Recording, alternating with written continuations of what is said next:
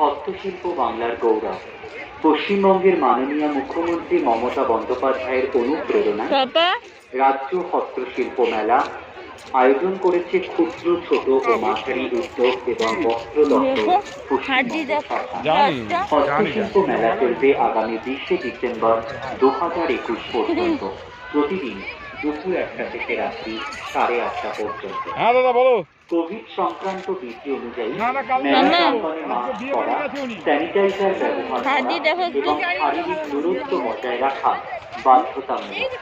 মেলা প্রাঙ্গণে